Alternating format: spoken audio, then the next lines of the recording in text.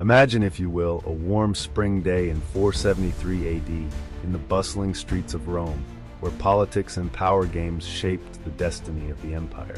I, Glycerius, once stood on these very streets, my path uncertain yet full of potential. Now I invite you to journey with me through the twists and turns of my life, from my humble beginnings to the heights of imperial power and beyond. I was born in the latter part of the 5th century in the city of Dalmatia, a place known for its rugged coastline and vibrant culture. My family was not of noble birth.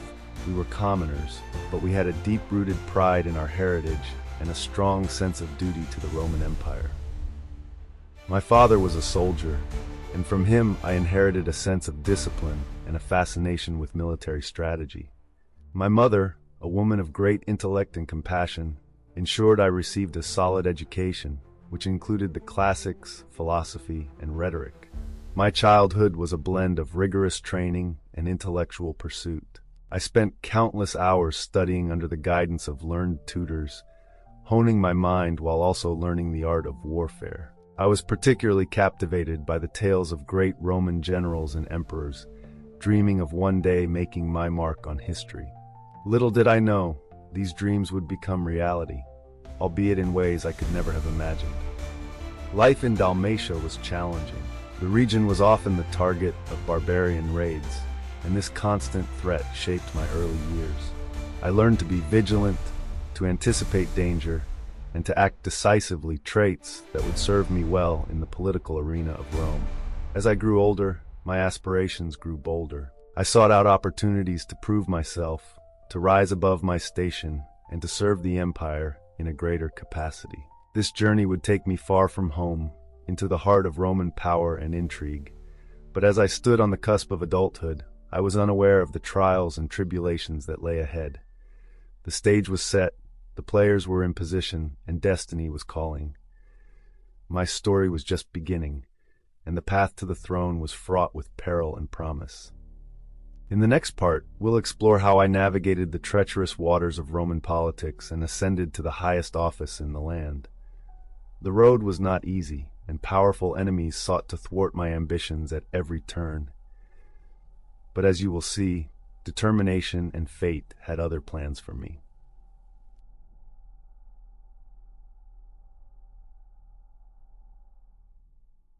The year was 473 AD, and the Western Roman Empire was in disarray.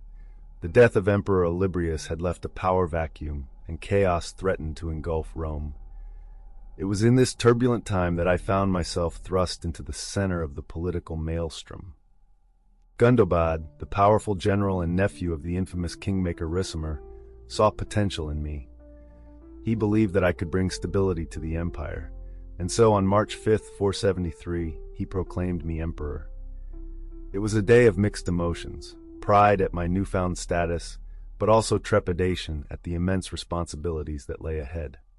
However, not everyone was pleased with my ascension. Leo I of the Eastern Roman Empire refused to recognize me as the legitimate ruler of the West. He had other plans, and those plans involved Julius Nepos. As whispers of betrayal and plots against me filled the air, I knew that my reign would be anything but peaceful. The shadow of Nepos loomed large, and his arrival in Rome would soon set the stage for a dramatic confrontation that would test my resolve and shape the future of the empire. But that, my friends, is a tale for the next chapter. The Game of Thrones was just beginning, and I was determined to play it to the best of my abilities, no matter the cost.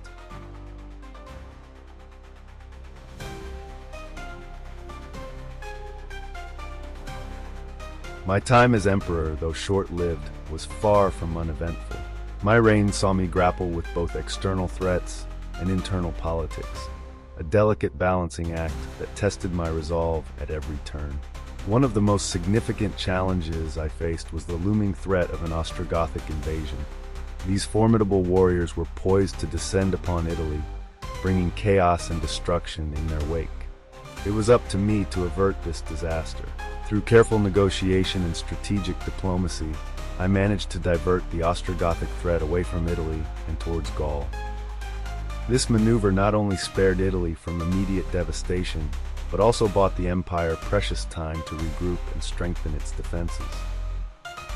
It was a victory, albeit a temporary one, and it showcased my ability to navigate the complex and often perilous world of Roman politics. However, my reign was overshadowed by the constant threat posed by Julius Nepos and his backers in the Eastern Empire. Leo's refusal to recognize my legitimacy as emperor was a blow to my authority, and the arrival of Nepos near Rome was the culmination of this Eastern opposition.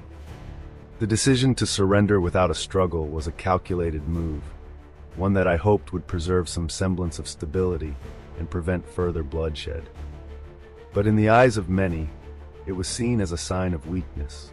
My appointment as Bishop of Salonae marked a new chapter in my life, one that I approached with a mix of resignation and determination. Though I was no longer emperor, I remained deeply involved in the affairs of the empire. The political machinations that had defined my reign continued to play out, and I found myself entangled in a web of intrigue and ambition. The most dramatic episode of my later years came in 480 AD when Julius Nepos was assassinated. It was a plot that I had a hand in orchestrating, a carefully guarded secret that highlighted the ruthless nature of Roman politics. Nepos's death was a turning point, a moment of retribution that brought a sense of closure to the bitter rivalry that had defined my relationship with the Eastern Empire. Leo I of the Eastern Roman Empire did not support my ascension and sent Julius Nepos against me. But I would have my revenge on Nepos, which we'll discuss in the next chapter.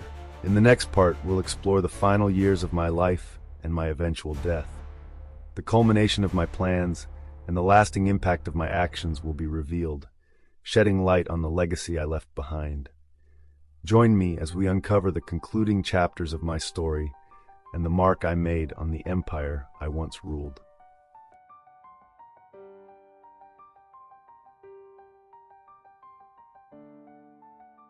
The twilight years of my life were marked by a sense of reflection and resolution. As the Bishop of Salonae, I dedicated myself to the spiritual and civic well-being of my community. But even in this role, I could not escape the shadows of my past. The political intrigues and rivalries that had defined my reign continued to influence my actions and decisions. In the year 480 AD, fate dealt its final hand. Julius Nepos, the man who had dethroned me, met his end in a plot that I had helped to orchestrate. His assassination was a moment of bittersweet triumph, a culmination of years of rivalry and conflict. It was a reminder of the ruthless nature of Roman politics, where power and survival often came at a great cost. As the years passed, I found solace in my duties as a bishop. The spiritual guidance I provided to my flock brought a sense of purpose and fulfillment that had eluded me during my time as emperor. I focused on the well-being of my community, ensuring that they had the support and resources they needed to thrive. My death came peacefully, a contrast to the tumultuous events that had defined my life. As I took my final breath, I reflected on the legacy I would leave behind. My reign as emperor, though brief, had been marked by significant challenges and achievements. The diversion of the Ostrogothic invasion and my role in the assassination of Nepos were pivotal moments that shaped the course of Roman history. In the next part, we'll delve into the impact of my legacy on the empire and the ways in which my actions reverberated through history. The story of my life, from humble beginnings to the heights of power and beyond, serves as a testament to the complexities and intrigues of the Roman Empire. Join me as we explore the lasting mark I left on the world and the lessons that can be drawn from my experiences.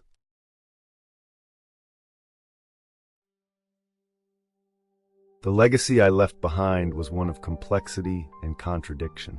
As a ruler, my reign was brief, yet the decisions I made and the actions I took had lasting repercussions.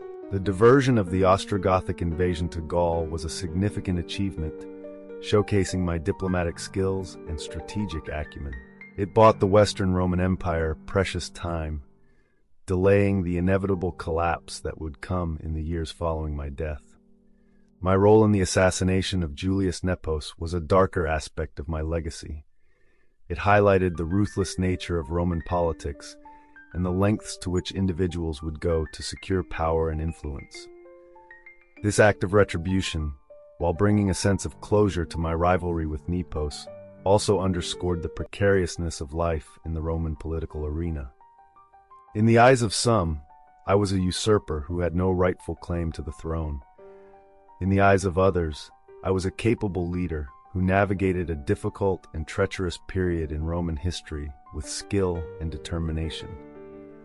My appointment as Bishop of Salonae allowed me to make a positive impact on my community, providing spiritual and civic guidance to those in need. As we look back on my life and reign, we see a tapestry woven with ambition, conflict, and resilience. The story of Glycerius, the emperor turned bishop, serves as a reminder of the complexities of leadership and the enduring challenges faced by those who seek to wield power. In the final part, we'll bring our journey to a close, reflecting on the broader lessons of my life and offering a glimpse into the places and artifacts that continue to tell my story. From the ancient coins that bear my image to the sites that witnessed the key moments of my life, the legacy of Glycerius endures, inviting future generations to learn from the past.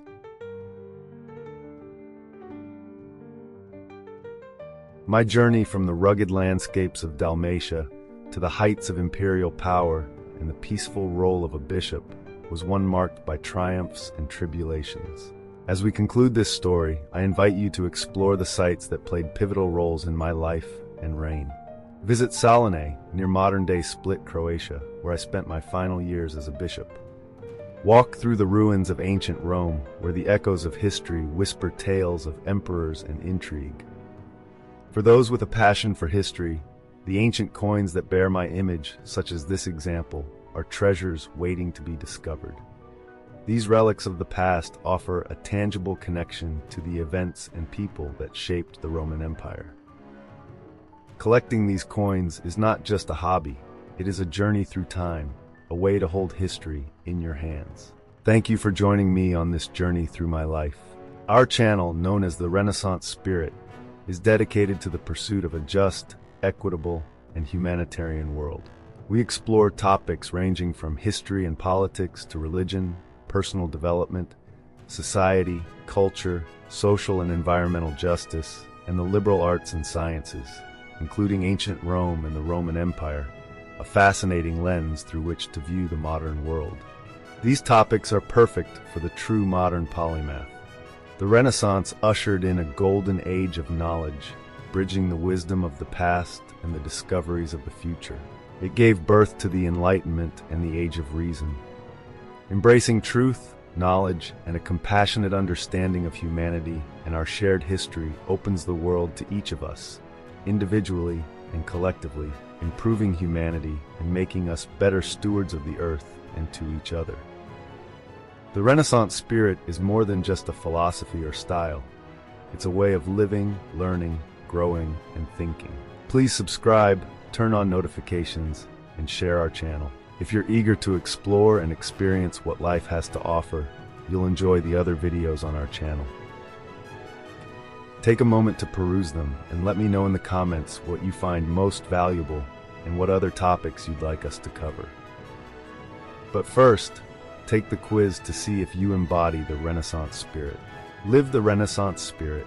Stay tuned for more stories and insights as we continue to explore the rich tapestry of history and the lessons it holds for our modern world.